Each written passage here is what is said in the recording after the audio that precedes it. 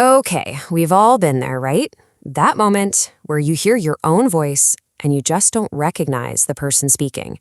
Well, today, we're going to look at what really happens inside a parent's brain during chronic stress. And I'm telling you, it's probably not the story you think you know. So let's dive right into the science behind those really tough moments. The thing is, the key isn't the explosion itself, no. See, this isn't about that one moment. It's about everything that happened in the months leading up to it. It's all about this slow, steady accumulation, this kind of invisible rewriting of your brain that just sets the stage for everything that comes next. All right, section 1, the incomplete story. So we're going to start with something you've probably heard of before, right? This idea of the amygdala hijack. And look, it's a real thing, but here is the absolute crucial point. It is not the whole picture. Not even close. So take a look at this. We've got two different stories about your brain side by side. The story you already know, that's all about the acute moment, right? The amygdala, that big hijack.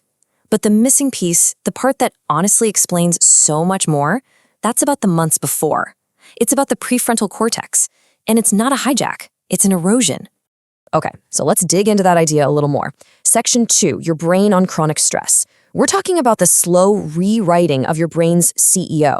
You know, the part that's supposed to keep you in control when everything starts to get a little heated. So what exactly is this CEO I'm talking about?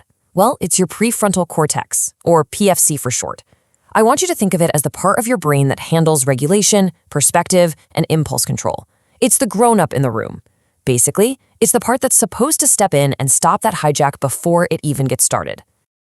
Okay, so here's the biology behind it. When you get stressed, your body releases a hormone called cortisol.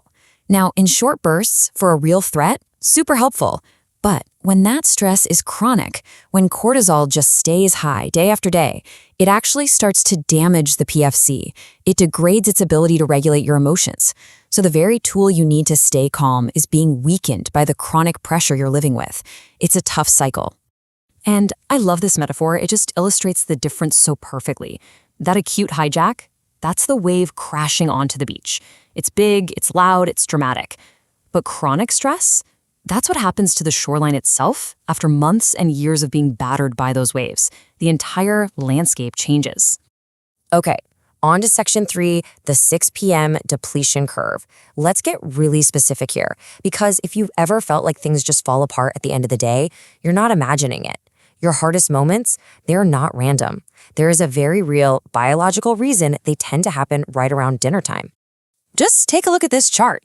At 7 a.m., you might be starting with your PFC at, say, 95% capacity, feeling pretty good. On a normal day, by 6 p.m., that's already dropped to around 40%. But under chronic stress, look at that third bar. That 6 p.m. capacity just plummets to 15%. This isn't just a feeling tired. This is a measurable, physiological drop in your brain's power to regulate itself. So what does that actually mean?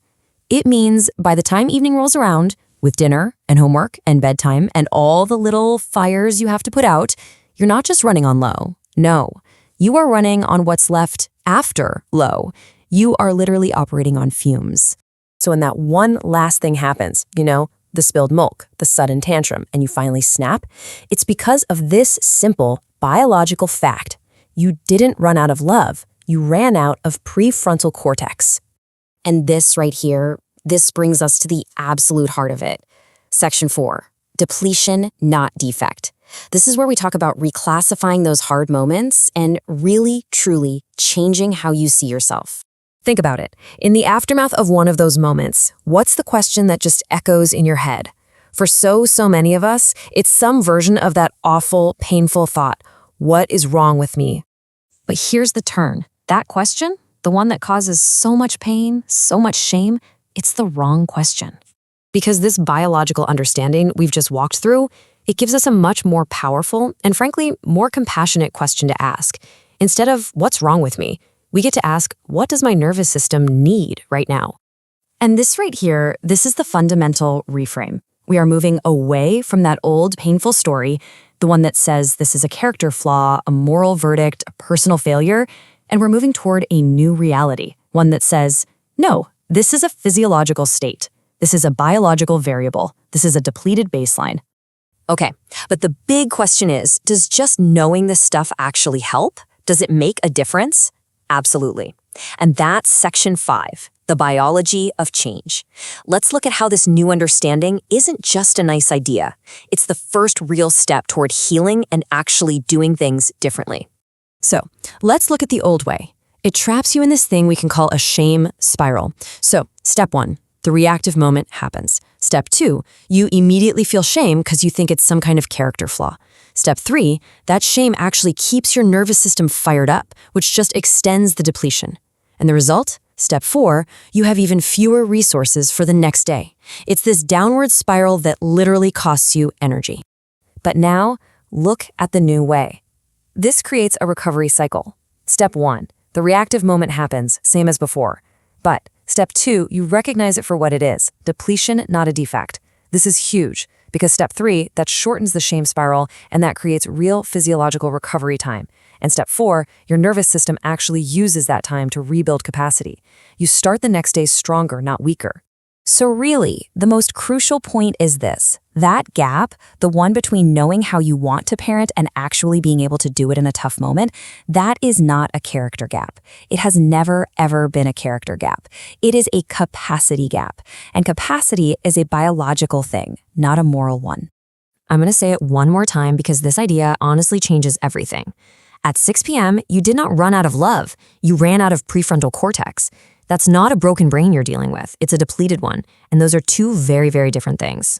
And that shift, just moving from a moral verdict on yourself to a biological question about your needs, that's what makes all the difference. So I'll leave you with this question to think about. Does really knowing why something is happening actually change how it feels when it does? It's something to think about.